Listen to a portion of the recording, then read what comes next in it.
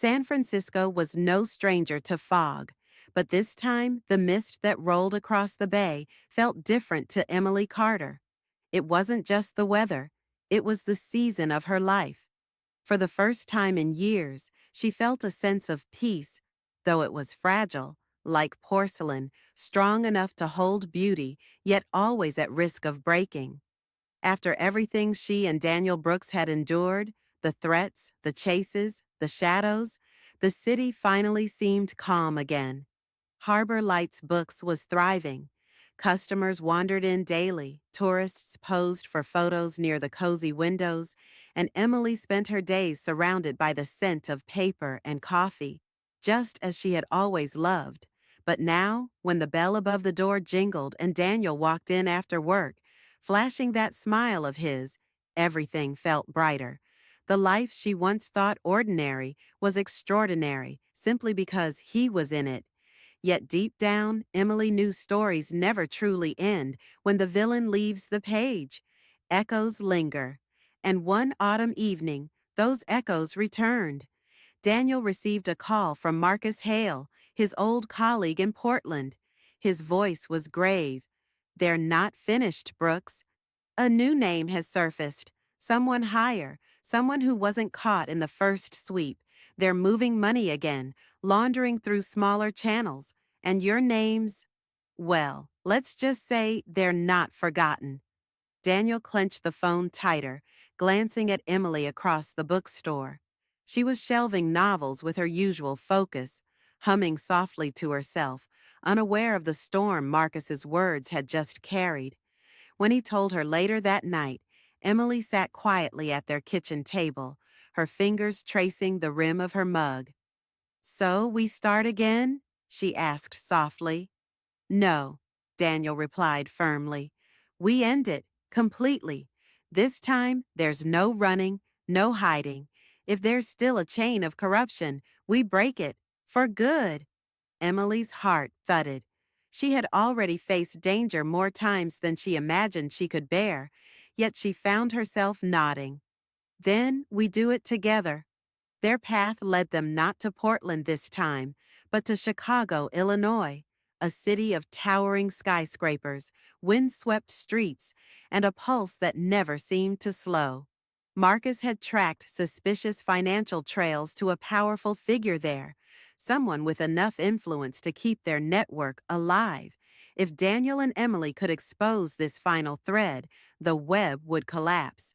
Chicago welcomed them with cold winds off Lake Michigan, neon lights shimmering against glass towers, and the endless hum of trains rattling along elevated tracks. Emily held Daniel's hand tightly as they navigated the crowded streets, every step carrying the weight of both fear and hope. Marcus met them in a quiet jazz bar tucked into a corner of the city. The music masked their low conversation as Marcus slid a folder across the table. Inside were documents, bank transfers, coded emails, and a name that made Daniel's chest tighten: Richard Calloway. Calloway was no ordinary man. He was a billionaire investor with political connections, someone who appeared in glossy magazines and television interviews. But beneath his polished smile was rot, funds funneled through shell companies, bribes hidden under charity fronts.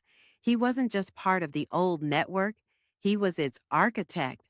"Expose him," Marcus said, "and the rest will collapse like dominoes. But be careful, he's untouchable in ways the others weren't. And he doesn't forgive." Emily swallowed hard. "So we're going after someone who has everything to lose. And everything to protect," Daniel added grimly. The next days unfolded like scenes from a thriller. Emily and Daniel moved quietly through the city, gathering evidence with Marcus's help.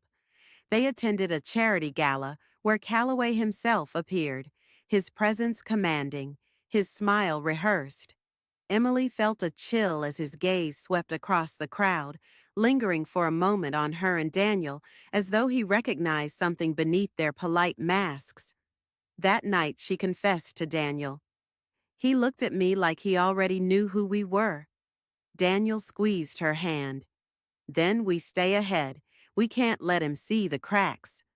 But cracks were inevitable. One evening, returning to their hotel, they found the lobby strangely quiet, the receptionist avoiding their eyes. When they entered their room, a single rose lay on the pillow. No note, no explanation, just a silent message. We see you.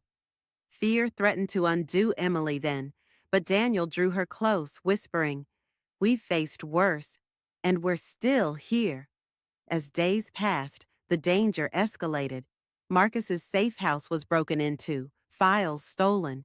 Their car was tailed through downtown streets, and one evening, as they walked along Navy Pier, a figure brushed past Emily, slipping a folded note into her coat pocket. It read, "Leave Chicago, or lose him." Emily's breath caught.